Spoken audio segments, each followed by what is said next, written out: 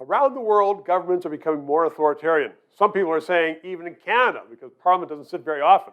Well, Murray Simpson is a citizen in Canada. He joins me right now because he is concerned about authoritarian governments. And welcome to the show.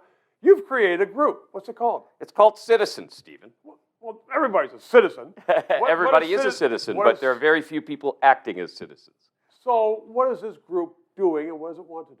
Well, let's start with a bit of a story. Democracy, if you measure it by the Economist Intelligence Unit's measurements, is disappearing the world over. And I think everybody agrees with that today. We see evidence of it everywhere. Cities burning, riots in the street, the Capitol January 6th. Yep. All of these things are symptomatic of a deeper and more difficult problem. And that is the disaffection of the general populace with government in every democracy. Because they're worried what government does and how it doesn't do it sometimes. We're seeing that with COVID all the time. Absolutely. And what say do they have? What are you going to do about it? Well, we're going to create a network that's going to create the most predictive data set there is in each polity.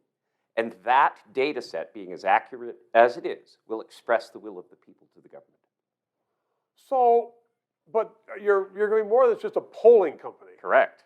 Polling is polling. We are not trying to displace polling companies. We are, in point of fact, the will of the people. We will be a real-time measure of what every citizen in a country wants, and it will be expressed through a dashboard to the government. Well, how can you say that every citizen is going to respond to you? 13% of all social media traffic is about people complaining or arguing about what is going on in their governments. That represents 35 minutes a day of each individual in Canada's life that they invest in this already. Right. We're going to take that and we're going to focus it into a lens that actually matters rather than what we see today, which is screaming into the wind, wrong type discussions, debates that go nowhere, intractably opposed fights. There's no productivity in there. In fact, it's hurting us. It's time we focus that. Moderated discourse. People are getting nasty, and they are just focusing on the nastiness on TV.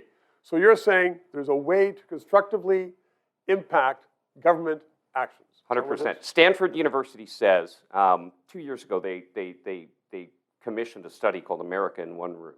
And that study took 500 Americans, a cross-section of the society, and brought them together in a city and forced them to talk for a weekend.